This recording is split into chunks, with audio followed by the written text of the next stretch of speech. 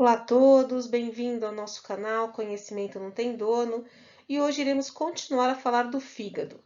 No vídeo anterior, nós falamos do funcionamento dessa máquina metabólica e hoje a gente vai falar sobre as alterações inflamatórias e a evolução de todo esse processo, para que os enfermeiros possam atuar efetivamente dentro da sua competência nos cuidados direto ao indivíduo portador de uma hepatopatia. Não esqueçam de se inscreverem no canal, acionarem lá o sino para que vocês possam saber quando novos conteúdos foram postados. Não esqueçam também de darem seu like. A disfunção hepática é o resultado de uma lesão das células do parênquima hepático, né? Isso acontece por quê? Ou porque nós temos uma doença primária hepática, como a hepatite medicamentosa, a hepatite viral, ou a toxicidade de alguma substância, ou ela pode ser também um distúrbio que afeta o fígado indiretamente, ou seja, levando a uma obstrução do fluxo biliar e alterações na própria circulação hepática desse fígado. Os distúrbios hepáticos levam então a uma inflamação de todo o tecido, ou seja, de todo o parênquima desse fígado. E isso é denominado então hepatite. Então, hepatite é essa inflamação que altera toda a estrutura do parênquima hepático, causando alterações clínicas, bioquímicas e até celulares. Os tipos mais comuns que levam a esse processo inflamatório são as hepatites virais, né, que também são consideradas uma infecção viral sistêmica. Até o momento, foram identificados cerca de 5 tipos definitivos de hepatite viral. Entre elas, nós temos as hepatites A, B, C, D e E. A hepatite A e a hepatite E, elas têm semelhança no seu modo de transmissão, que é fecal-oral. Já as hepatites B, C e D, elas já compartilham de muitas outras características, mas têm sua evolução diferenciada. As hepatites virais são facilmente transmitidas e causam um alto índice de morbidade, ou seja, de alterações hepáticas que podem ser definitivas. Mas nós não temos apenas as hepatites virais como o causador de um processo inflamatório do parênquima do fígado. Existem também as hepatites chamadas de não virais, né? Elas acontecem porque nós temos um grupo de substâncias químicas que exercem então efeitos tóxicos sobre esse fígado e vão provocar então uma necrose hepatocelular aguda e uma hepatite crônica. Entre elas, nós temos a hepatite alcoólica, que é a mais comum que nós encontramos, que acaba evoluindo depois por um processo crônico e cirrose, que nós vamos falar mais para frente. Existem também outras substâncias que podem chegar até o fígado por meio ou por serem inaladas ou por serem injetadas por via parenteral ou mesmo sendo ingeridas pela boca.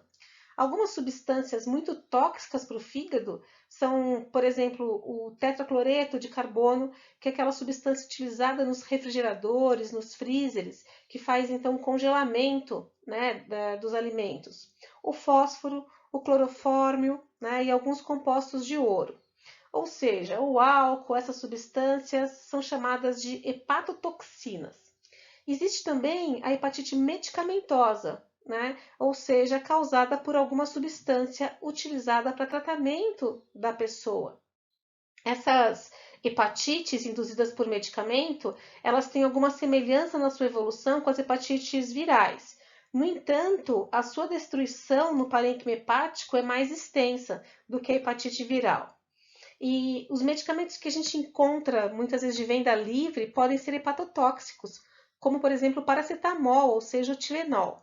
Além dele, nós temos a isoniazida, utilizada para tratamento da tuberculose, o alotano, que é utilizado como anestésico, a metildopa, que é utilizada como antipertensivo, e alguns medicamentos também antimetabólitos, como o methotrexato, que é usado no tratamento oncológico e outras doenças, e alguns tipos também de anestésicos, ou seja, outros tipos de anestésicos também podem levar à hepatite medicamentosa.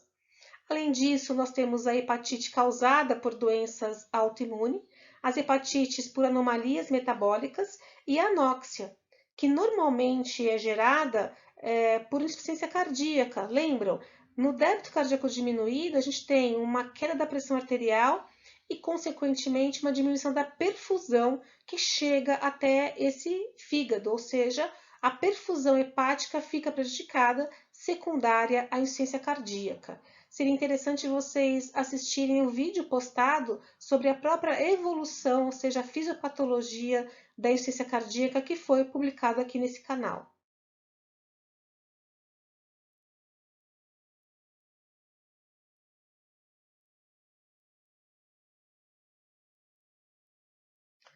Outro problema grave no fígado é a insuficiência hepática fulminante.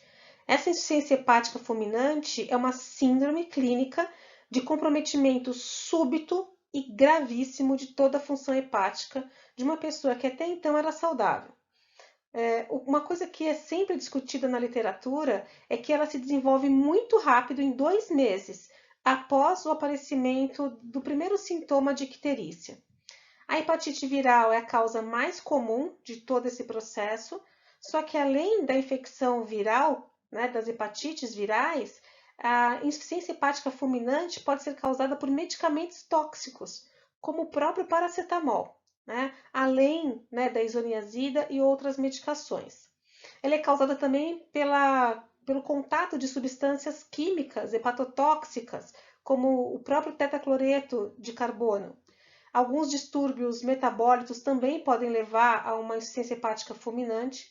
Só que o importante disso tudo é que nós, da equipe de enfermagem, junto com a equipe médica, temos que identificar precocemente qualquer alteração hepática inicial, para que a partir daí a gente possa dar a chance do indivíduo receber uma terapia intensiva e que ele não evolua para esse quadro grave que é a insuficiência hepática fulminante, que pode levar à morte.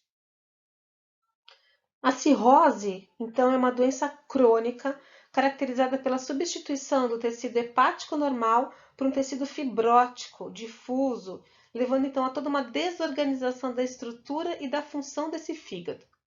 Qualquer doença hepática crônica, como a ingestão excessiva de álcool, por exemplo, pode levar a uma cirrose. A literatura aponta que cerca de 20% dos indivíduos com hepatite C crônica e cerca de 10 a 20% de todos que têm hepatite B crônica vão desenvolver cirrose entre 10 a 20 anos. A inflamação crônica e a necrose celular vão levar então esse fígado a ter um quadro de fibrose e depois evoluir para a cirrose hepática. Como é que isso tudo acontece? As células hepáticas, elas tentam se regenerar depois de uma destruição, mas todo o processo de regeneração é desorganizado. E esse processo desorganizado leva esse fígado a ter uma arquitetura anormal, ou seja, desorganizada entre os vasos e os ductos biliares. Eles não se encontram mais.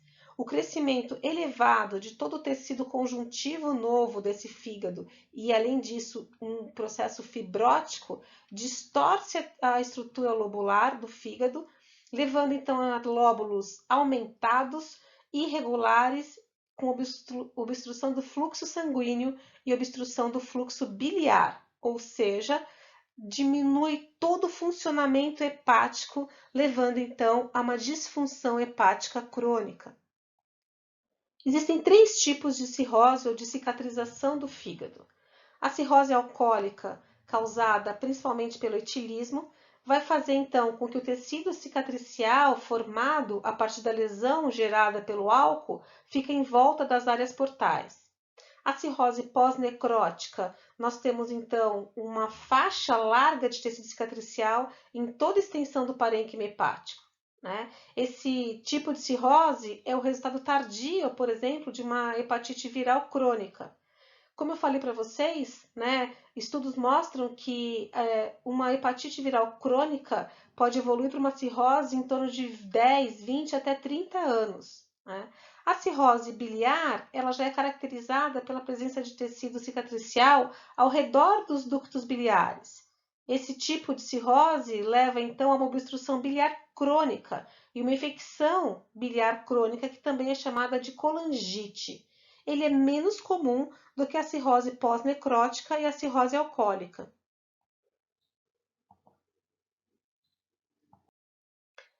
Frente a isso, pessoal, como que nós construímos um diagnóstico de enfermagem para as alterações hepáticas? A gente tem que lembrar que a construção de um diagnóstico, ela reflete principalmente a competência do enfermeiro na identificação de alterações anatomofuncionais que o indivíduo apresenta quando estão sujeitos a hepatotoxicidades. Ou seja, não existe construção de um diagnóstico de enfermagem sem conhecer e correlacionar esses dados.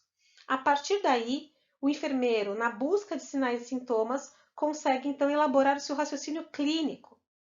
Não se constrói então o diagnóstico de enfermagem sem entender o funcionamento do fígado e sem entender qual é o nosso papel dentro do cuidado ao ser humano. Lembrando que nós não somos meros fazedores de tarefas. O enfermeiro, ele tem uma competência clínica para identificar sintomatologias, correlacionar esses sinais e sintomas e, a partir daí, então, eleger cuidados específicos para esse paciente. É importante a gente falar aqui que não existe a construção de um diagnóstico de enfermagem sem que o enfermeiro compreenda o seu papel dentro do processo de cuidar. Para isso, vamos entender uma coisa chamada sistematização da assistência de enfermagem, que é amplamente utilizada. Mas a sistematização da assistência de enfermagem, ela só acontece porque nós temos a aplicação de um modelo de trabalho, que é chamado de processo de enfermagem. Ou seja, o processo de enfermagem, ele não é burocracia, ele é atitudinal. É como nós, enfermeiros, trabalhamos. O processo de enfermagem ele é dinâmico. O que significa isso? Uma fase ela não termina enquanto a outra não comece. E eu posso estar numa fase posterior e voltar na fase inicial. Como assim? A primeira fase do processo de enfermagem é a investigação. O que é investigar? Investigar não é apenas preencher um histórico de enfermagem. Investigar é todo o movimento na busca de conhecimento. Então, a partir daí, você começa a entender o mecanismo fisiopatológico, a entender as alterações laboratoriais, a olhar o laudo dos exames por imagem, é fazer exame físico, é coletar dados na anamnese, é buscar informações de outros profissionais, por exemplo, médico, nutricionista, fisioterapeuta. Então, investigar é movimento na busca de informações.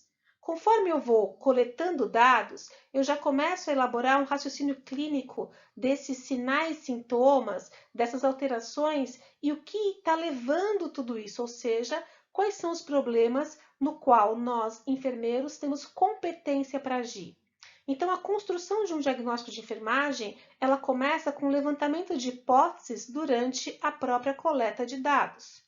Os diagnósticos de enfermagem são, na verdade, um resumo sucinto do problema, um problema no qual nós, enfermeiros, temos competência para agir. Nós utilizamos a classificação da NANDA, né, que é essa classificação internacional dos diagnósticos de enfermagem, sempre atualizando para as novas publicações. Conforme eu vou levantando os diagnósticos de enfermagem, eu já começo a pensar em resolver esse problema. E aí surge o planejamento.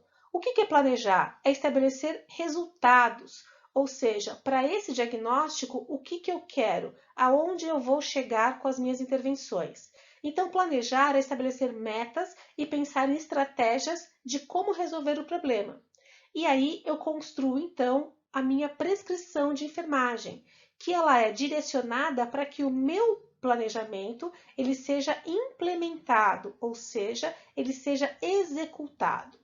É por isso que eu preciso da minha equipe de enfermagem para o processo acontecer, porque na maioria das vezes quem faz a implementação dos cuidados é a minha equipe de enfermagem. Então eu tenho que direcionar para que essas ações sejam feitas da melhor forma possível. Na prescrição de enfermagem, nós utilizamos verbos de ação, ou seja, fazer, observar, orientar, anotar. Então, verbos de ação passíveis de serem mensurados, para que eu possa, então, num segundo momento, avaliar se os meus cuidados estão sendo direcionados para os diagnósticos, ou seja, a quinta fase do processo é a avaliação, que é a mesma coisa que evolução de enfermagem. Quando eu vou evoluir um paciente, eu vou reinvestigar, ou seja, eu vou novamente avaliar o paciente como ele está hoje, ou seja, como é que estão os sinais vitais dele hoje, né? Como é que estão os exames laboratoriais, teve alguma evolução clínica, isso é reinvestigar. A partir daí, eu revejo se os meus diagnósticos de enfermagem ainda estão presentes ou se eles foram resolvidos. Então, eu posso alterar os diagnósticos de enfermagem frente a essa nova reinvestigação. Bom, quando eu revejo os meus diagnósticos, eu também revejo o meu próprio planejamento. Ou seja, precisa alterar alguma prescrição de enfermagem ou não?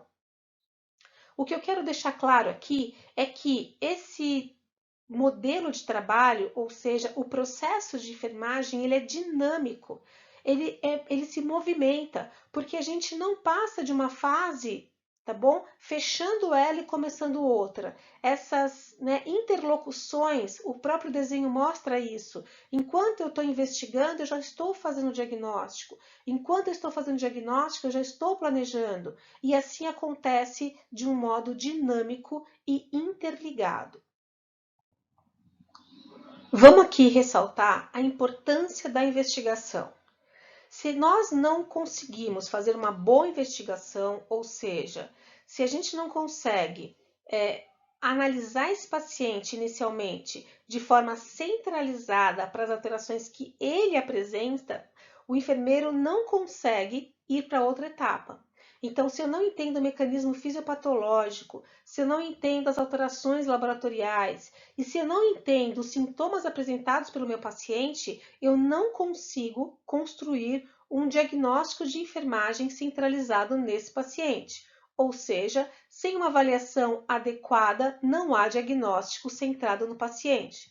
Se eu não tenho um diagnóstico centrado, ou seja, um diagnóstico fraco, eu acabo não tendo intervenções baseadas em evidências, ou seja, todo o planejamento ele sofre uma interferência ou ele fica frágil, ineficiente se eu não tenho uma boa investigação. Uma coisa que eu sempre falo e vou repetir aqui, tá bom?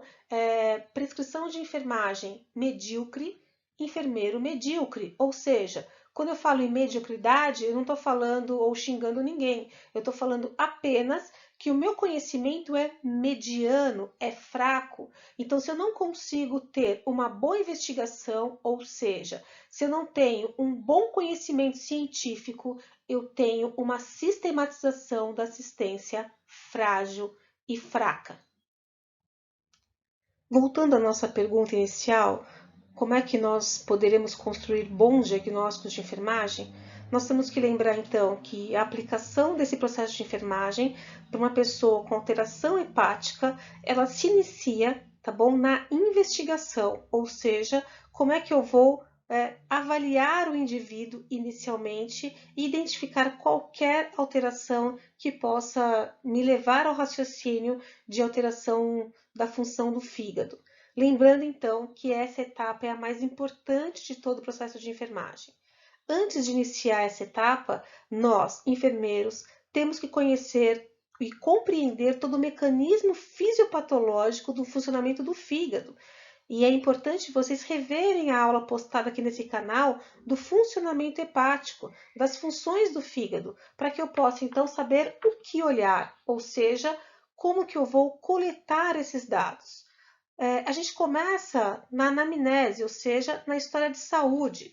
Quando eu começo na história de saúde, eu vou então explorar se esse indivíduo foi exposto a alguma substância hepatotóxica, né? Então, se ele faz uso do álcool, aonde ele trabalha, então a sua história ocupacional, se ele fez viagens frequentes, se ele tem alguma forma de lazer, tudo que pode me levar a identificar a exposição a hepatotoxinas, né? Que pode ser virais, pode ser substâncias químicas, né? Qualquer coisa que pode gerar alteração hepática. Os hábitos, como o consumo de bebidas alcoólicas ou mesmo drogas injetáveis, medicamento de uso contínuo, então controle para hipertensão arterial, como a metildopa, ou de uso livre de comércio, como paracetamol, Avaliar as condições clínicas atuais e história pregressa. Ele fala para mim que ele já teve um problema lá no fígado, ele ficou ictérico, ele teve aumento da circunferência abdominal, mas que ele foi tratado e que isso não tem mais. Ou que ele fez um tratamento anterior com isoniazida para tratamento da tuberculose, por exemplo. Ou seja, tem que investigar a história pregressa. Verificar a história familiar dessa pessoa com alterações hepáticas, principalmente casos de litíase biliar, que pode levar a obstruções dos ductos biliares e, consequentemente, obstruções dos ductos hepáticos também. Né?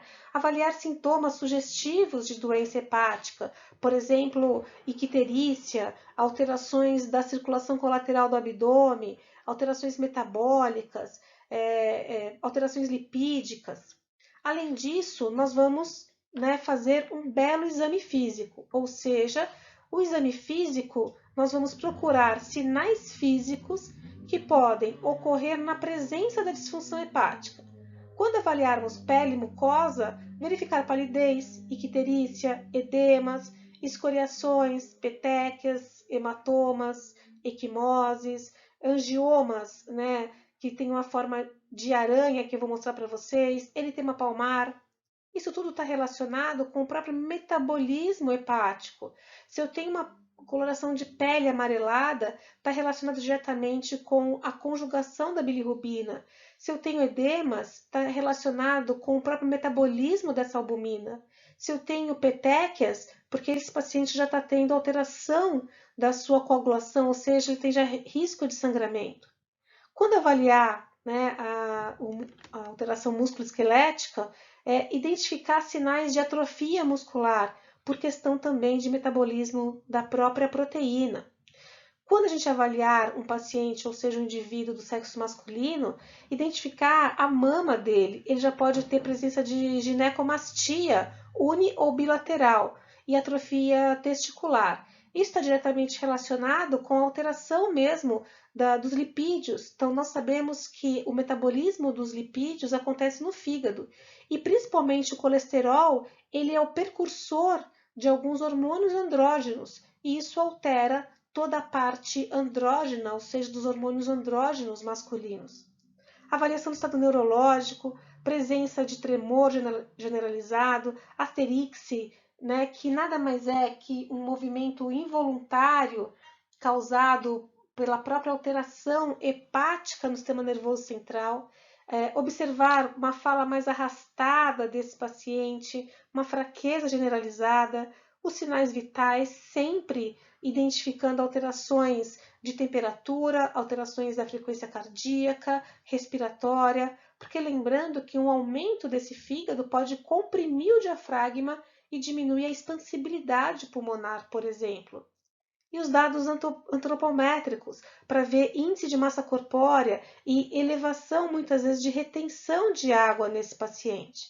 Ou seja, quando a gente está coletando os dados, nós estamos fazendo uma avaliação ampliada e junto nessa avaliação vocês começam a fazer julgamento clínico, correlacionar esses dados e formular hipóteses diagnósticas ou explicações sobre os problemas encontrados. Eu começo a já iniciar a elaboração de alguns diagnósticos de enfermagem. E aí eu trago para vocês algumas imagens sobre as alterações encontradas no exame físico. Então nós temos as petequias, que são esses pontinhos vermelhos espalhados por todo o corpo, que representa microsangramento vascular. A coloração amarelada, que é a icterícia, pela impregnação da bilirrubina direto no tecido. Nós temos também a formação de ginecomastia, que é aumento das mamas nos homens. Nós vamos ter também essa lesão que é chamada de angioma arachnoiformes, que é, na verdade, um tipo de lesão que parece as patas de uma aranha. Ele tem esse tom vermelho vivo e ele é formado a partir de um vaso sanguíneo central dilatado e rodeado por esses vasos capilares menores, também dilatados. E temos também o eritema palmar, que é muito encontrado no quadro de hipertensão da porta, essa palma da mão vermelha, rubra. Continuando então o nosso processo investigativo, ou seja, na nossa investigação inicial, nós vamos avaliar as alterações laboratoriais. Né? As alterações laboratoriais são as provas de função hepática. Nós já sabemos que cerca de 70% de todo o parênquima hepático já pode estar lesionado antes mesmo de aparecer qualquer alteração desses exames. Os exames, né, mais comuns, eles são medidos em níveis séricos das enzimas hepáticas.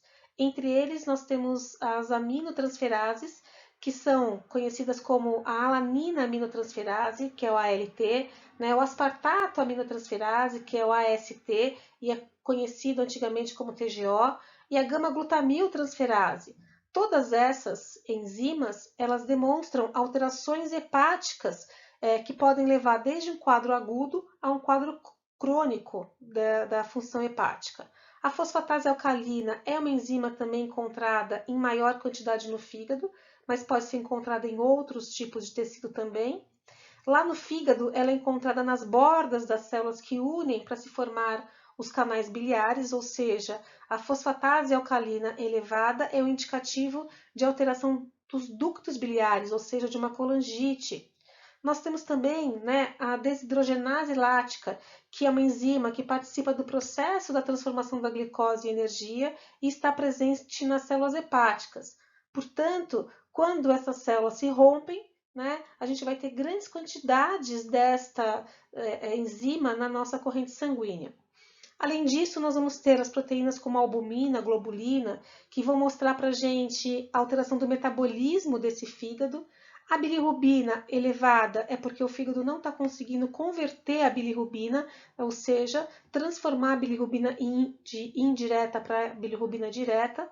A elevação das taxas de amônia também é uma dificuldade desse fígado em reverter a amônia em ureia, e a amônia acaba sendo extremamente tóxica, né, para o sistema nervoso. Nós temos também alterações dos fatores de coagulação, então a coleta, né, de coagulograma completo mostra para a gente principalmente a diminuição da protrombina, e isso leva a alterações de risco de sangramento. E própria concentração lipídica. Então, a baixa concentração de lipídios também é um indicativo de alterações dos hormônios estrógenos e do próprio metabolismo desse lipídio lá no fígado. Lembrando que a gente tem que observar essas alterações todas e correlacionar esses exames laboratoriais alterados com o exame clínico, não apenas olhar separadamente para cada um deles. Até porque, né, esses mesmos exames, eles podem estar alterados em outros distúrbios. Então, a correlação entre eles e a avaliação clínica é essencial. Outros exames complementares devem ser observados pelo enfermeiro, entre eles a ultrassonografia, que vai mostrar o tamanho desse fígado, presença de cistos, né, e principalmente presença às vezes de líquido na cavidade abdominal, a tomografia, né, a ressonância magnética, elas são utilizadas para identificar as estruturas normais e a presença de anormalidades do fígado e da árvore biliar. A cintilografia hepática é utilizado radioisótopos e também é solicitada para avaliar o tamanho do fígado, o fluxo sanguíneo hepático e a presença de obstrução também desse fluxo sanguíneo hepático. Também pode ser necessário, né, que faça uma laparotomia ou uma laparoscopia, aonde vai se observar a estrutura desse fígado, mas também, na maioria dos casos, vai identificar uma biópsia, ou seja, vai coletar material para a biópsia e aí exatamente esclarecer a causa dessa hepatopatia e de outras alterações, que pode ser desde uma neoplasia ou só um processo inflamatório crônico. Nem sempre a gente consegue identificar olhando as imagens desses exames, mas é importantíssimo que vocês comecem a observar os laudos, né, e a análise de um profissional especializado para que a gente possa entender, então, as alterações estruturais hepáticas.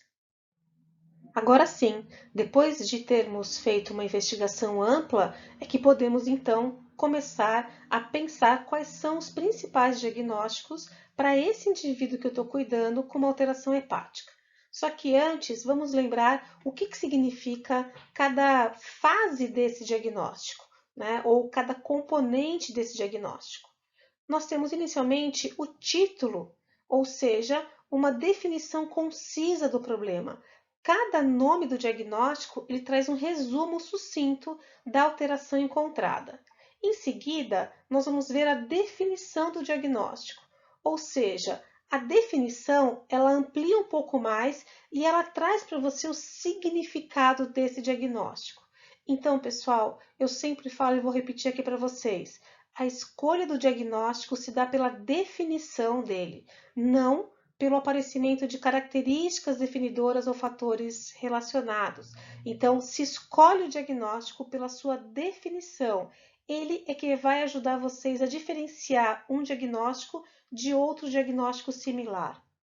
As características definidoras são sinais e sintomas, ou seja, indicativos observáveis, aquilo que eu vejo durante ou a minha anamnese que o paciente relata, né, ou naquilo que eu vejo durante o meu exame físico.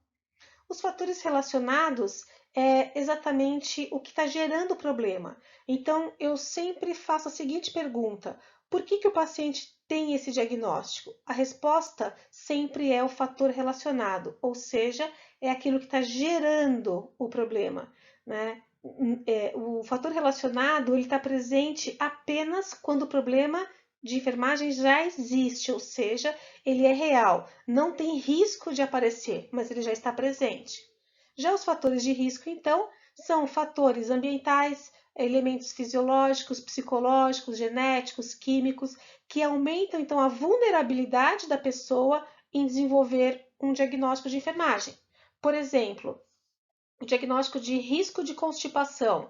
Se eu tenho uma pessoa que muda o seu ambiente, ela faz uma viagem longa ou ela diminui a ingestão de líquidos, por exemplo, ou tem uma dieta pobre em fibras, eu já sei que ela tem fatores fisiológicos e psicológicos que podem levá-la a ter uma constipação. Por isso, de risco de constipação, e os diagnósticos de risco fazem com que a gente já trabalhe antecipadamente para que não aconteça ou se acontecer, a gente detecte isso precocemente e já trabalha com intervenções.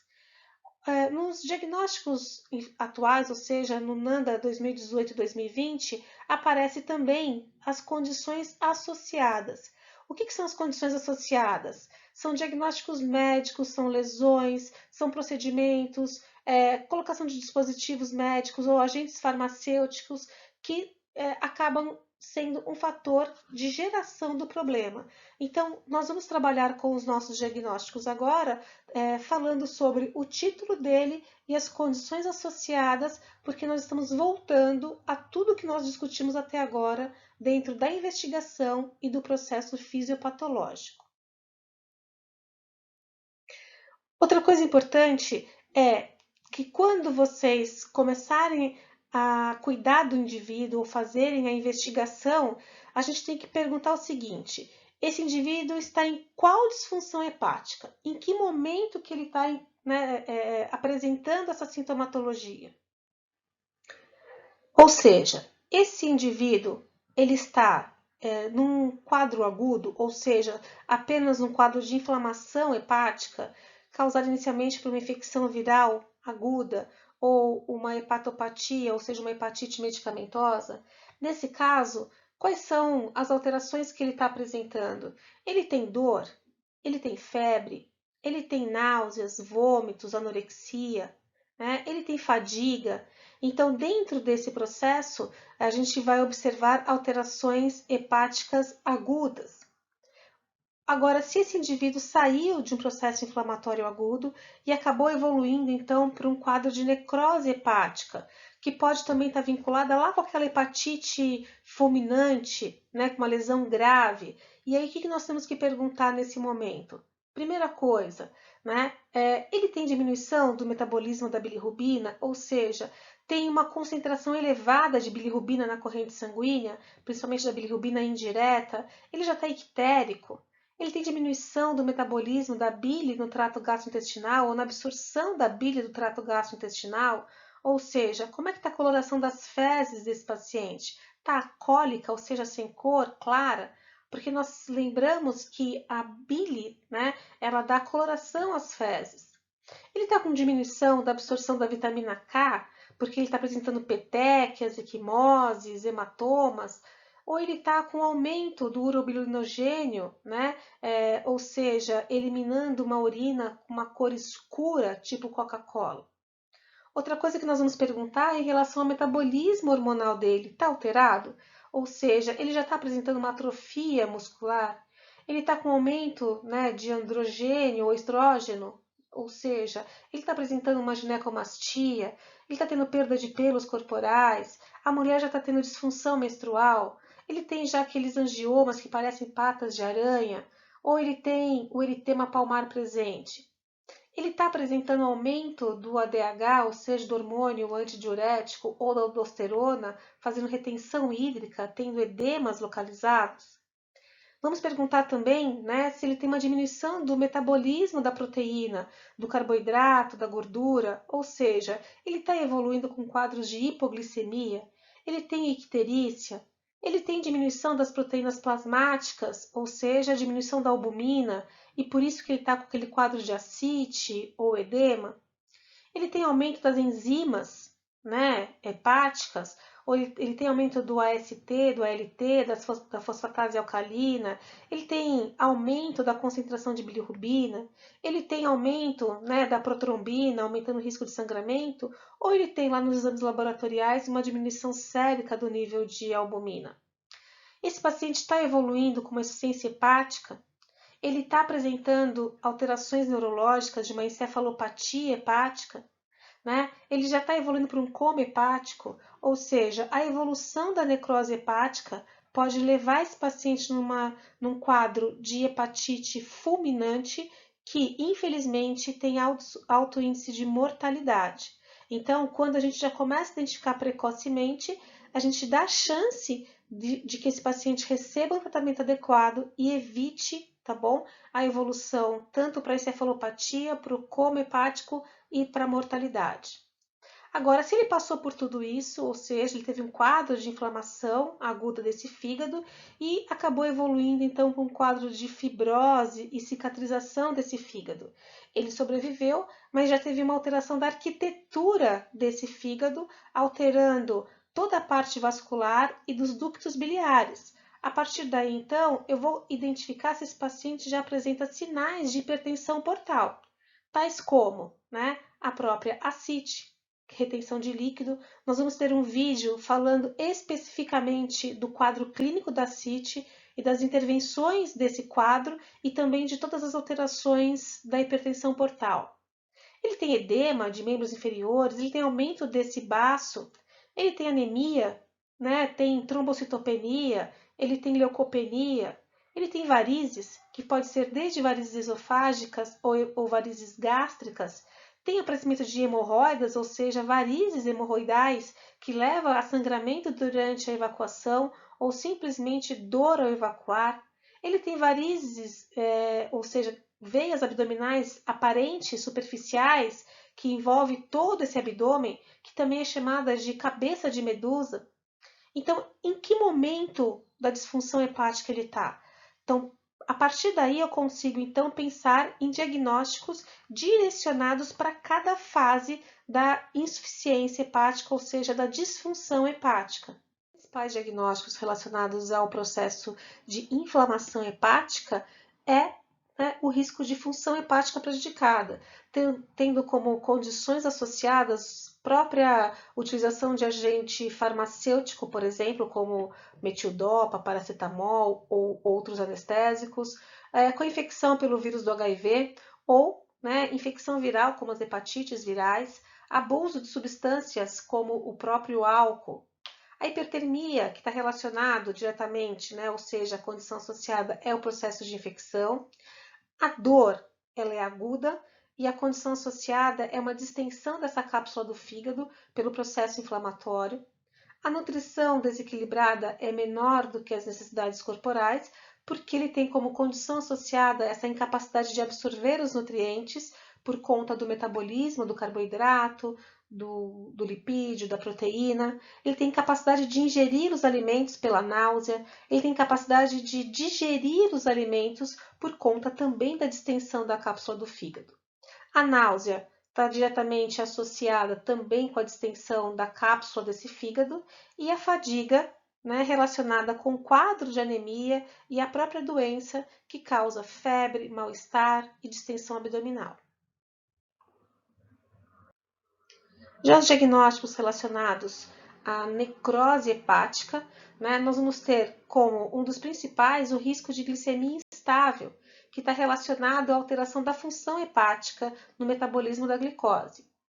Nesse processo, nós vamos ter também o volume de líquidos excessivo, que está diretamente associado ao mecanismo de regulação comprometido, ou seja, até da obstrução vascular e da alteração da aldosterona, que leva à retenção de água e sódio.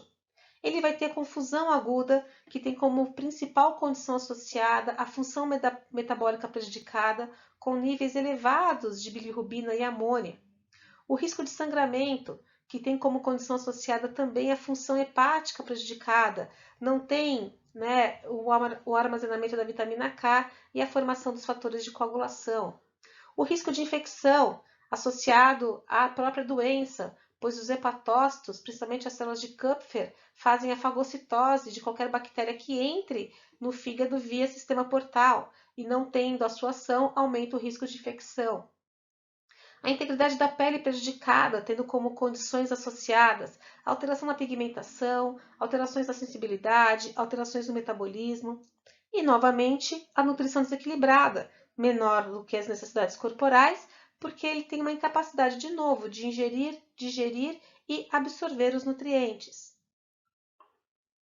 Diagnósticos relacionados, então, à fibrose e à cicatrização desse fígado, nós continuamos tendo diagnósticos de risco de glicemia instável, como nós já falamos, só que agora nós vamos ter risco no desequilíbrio do volume de líquidos. Por quê? Esse diagnóstico está diretamente ligado à mudança rápida da água do meio intravascular para o meio intersticial e o meio intracelular. Ou seja, os quadros de ascite levam diretamente a esse volume de líquidos desequilibrado.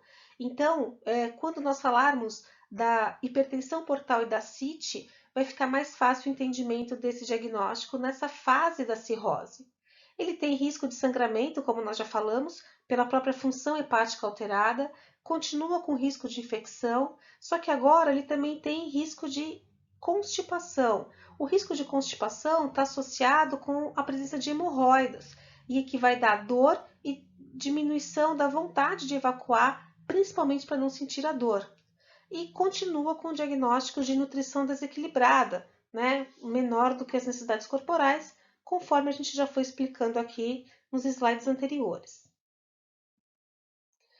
Deixo aqui para vocês as referências utilizadas nesse nosso encontro.